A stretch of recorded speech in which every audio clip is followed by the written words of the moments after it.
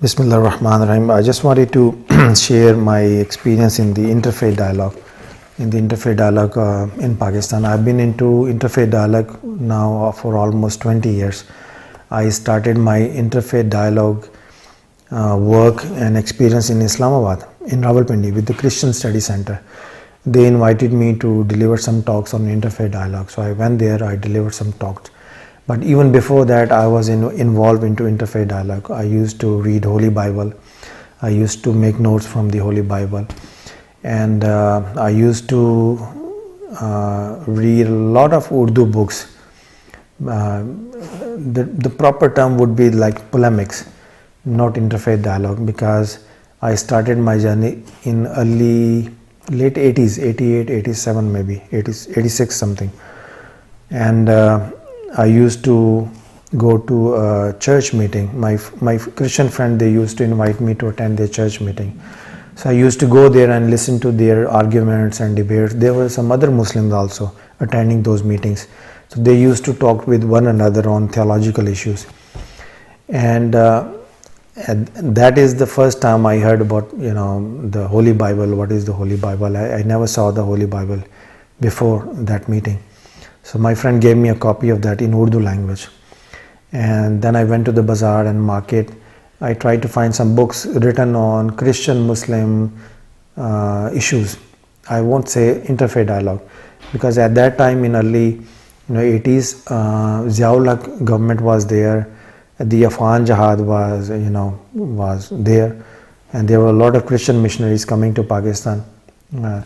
And there was also a lot of funding coming from Saudi Arabia for Afghan Jihad at that time. So both the Christian activities, missionary activities, and the Salafi activities were at the height. And there used to be a lot of Christian Muslim debates and polemics in Pakistan at that time.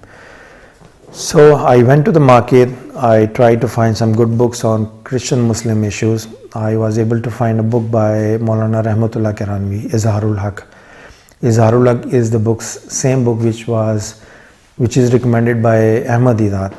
And even Ahmad Didat said in his video that he came to know about the book Izharul Haq, and that is the book who converted Mr. Ahmad into Didat, and he became an internationally public speaker. In those days also, I was able to see the video of debate between Ahmad Didat and Jimmy Swaggart in USA, and then the USA tour and all those stuff. So this was my first interaction with the Christian missionaries and Christian Muslim literature. Now, after spending a long time in the Christian Muslim relations, meeting a lot with my friends, in 2007, in June 2007, I wrote my first book on Christian Muslim dialogue, not polemics, because with the Christian Study Center, my late friend Dr. Mahbub Sada, who passed away a long time ago, we used to have a meeting on interfaith dialogue. And then the participants from the Hindu background, from the Muslim background, from the Christian background, and we used to think there is not a single book in the market written on the dialogue.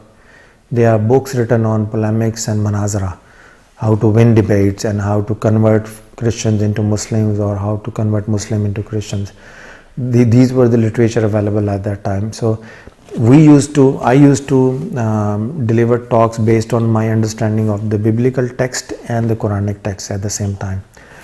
And then we discussed with Mahbub Sada that why don't we put my presentation into form of article. Then I said, yeah, this is a good idea. Then I wrote an article, Islam, Masihiyat aur Mukalama Muhabbat, Islam, Christianity and Dialogue of Love, which was published in Al-Mushir, their official magazine, in 2000 something. I can't remember that. 2003, 4 maybe ago. Anyway, that was the article, 5 pages article. I still have that. Then I kept on working on the article. I kept on improving the article.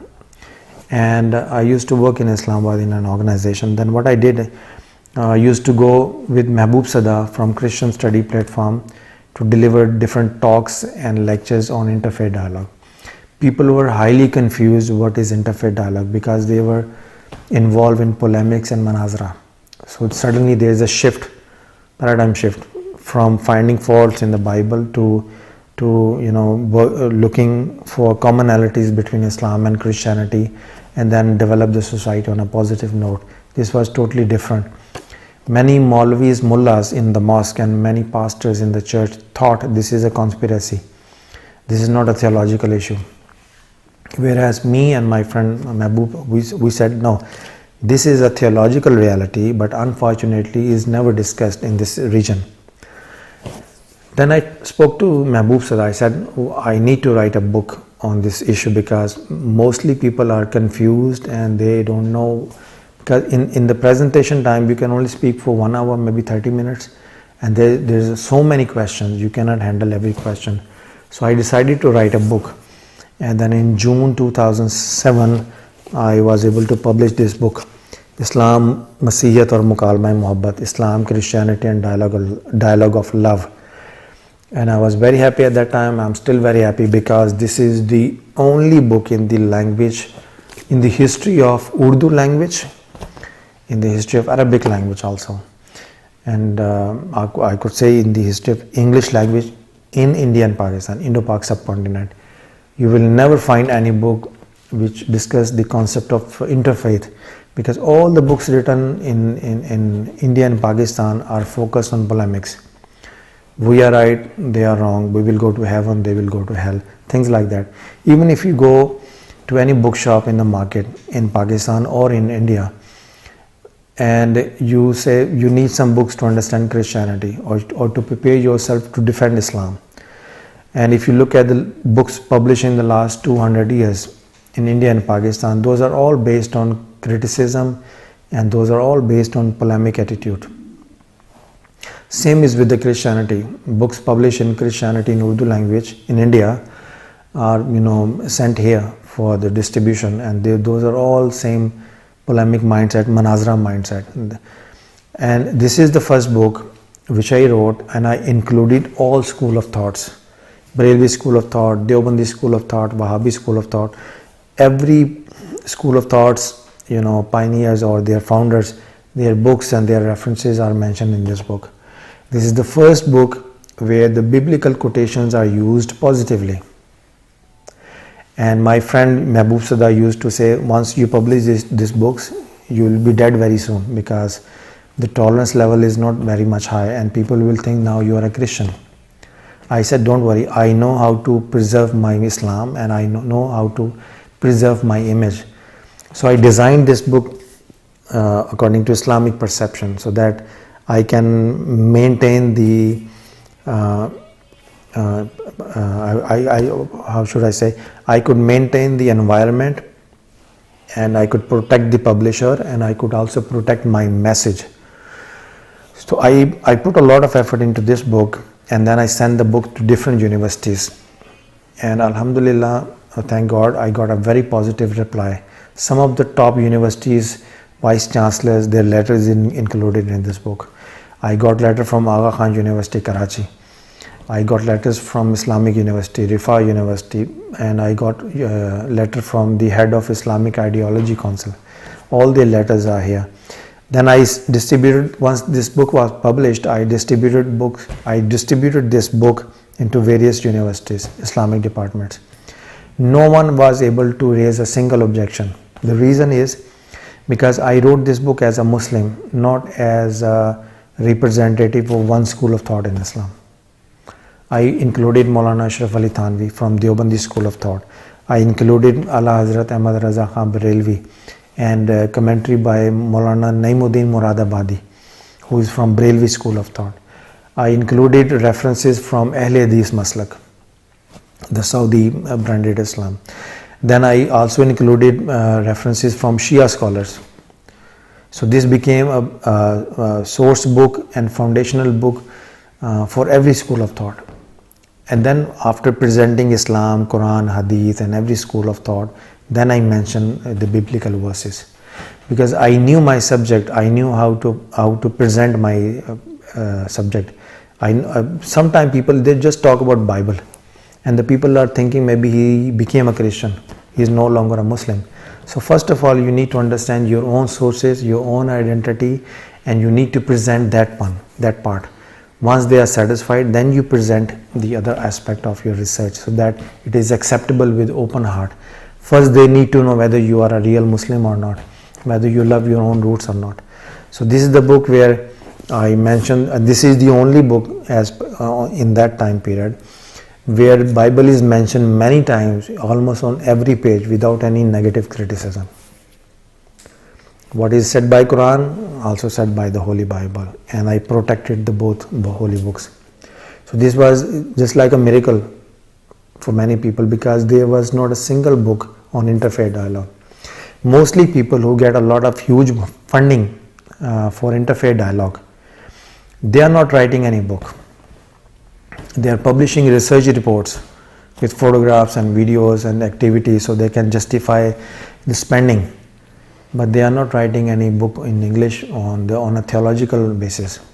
People are sometimes now writing books on interfaith dialogue from a social perspective, but no one touches theology, because for a long time they have been programmed and they have been taught to learn theology from a critical and a negative point of view.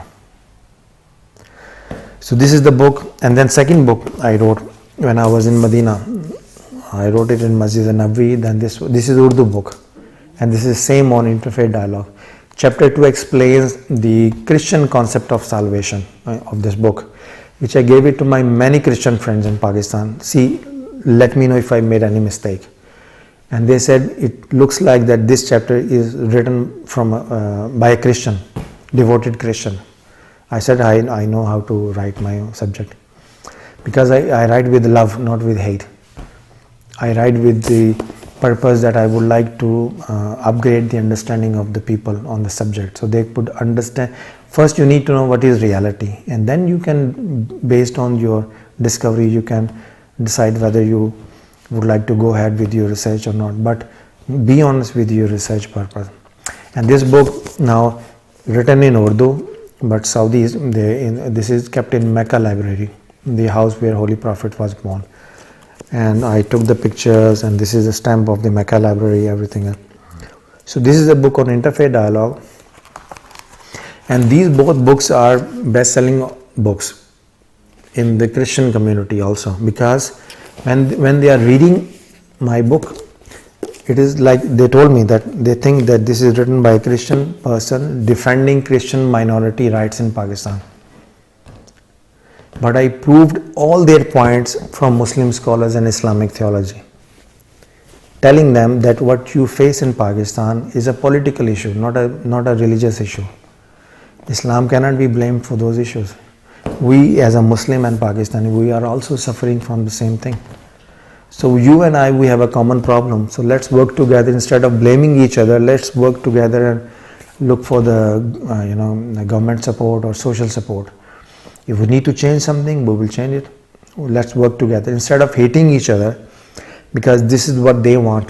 Sometimes the politicians or sometimes the secret lobbies, they want us to hate one another so they can maintain their lobby. Once we learn to love one another, once we learn to respect one another, then half of their lobby issues are gone. We will be more stronger in Pakistan. So what I see at the moment now in Pakistan, situation is still the same. These are now out of print, but I'm planning to put it in English translation and get it published, because this book is not just social analysis. This is an encyclopedia of theology, theological verses from the Holy Quran and the Bible, sayings of the Holy Prophet Muhammad, historical record, data, everything is in there. And based on this book, now many students are doing MPhil in various universities of Pakistan. Many PhD holders, many religious leaders of Pakistani communities, now they are speaking on interfaith issues after reading this book. Why? Because I gave them theological basis for the interfaith dialogue. Before that, The entire market, even still today, the entire market is filled with the literature that with focus on conversion, not interfaith dialogue. Live and let live philosophy is not there. Either we live or you live. That is the attitude is there. So I have done my part, and I think the government and the madrasas and the church leaders, what they need to do is to implement this thought process in their universities, in their seminaries, in their madrasas. And another thing they can do is that nowadays, when we conduct leadership training for the youth, leadership training with the focus on development of personality, self-help psychology, the biblical messages, biblical literature, biblical verses can be used to design leadership training, and same Islamic Quranic verses can be used to design leadership training. And interfaith, instead of discussing theology, because not everyone is mature enough to discuss theology, in interfaith dialogue meeting, instead of discussing theology, we can discuss how we can improve ourselves, how we can manage time, how can we manage stress, how can we manage life, how can we manage problems. We can discuss life realities, and we can design a course or a series of lectures or trainings on how to improve yourself, personal development series. And we can also take example from the Holy Bible, we can take example from the Holy Quran. We can introduce the Bible and the Quran in this new style of leadership and development. So the both communities, young generation can improve with a positive mindset. Once they are positively programmed and trained, theology can also be understood in the same manner. So this is my brief orientation with the interfaith dialogue. I'm still working on the same thing. I have my own YouTube channel with almost more than 300 videos. Some of them are in English, most of them are in Urdu, because I'm focusing on my own people. And I also, in my live webinar on my Facebook, I also discuss the same thing.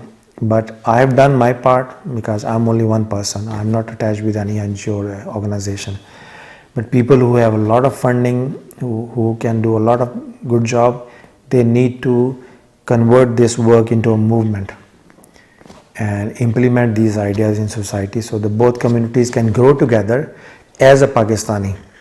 He may be a Christian, I am a Muslim, so this is a difference of identity, but we are both Pakistani, we are both human, so this is a commonality. As a human being, as one human being, as one nation, as a Pakistani, we can work together to improve the quality of society, and at the same time we can improve the quality of the whole mankind. But at the same time we can also maintain our identity. He can be a happy and loving Christian, I can be happy and loving Muslim, so we can love each other at the same time we can love our own faith and our own identity. So I hope inshallah the Pakistan will have a bright future if more people, we need more people to work on these areas. Thank you so much.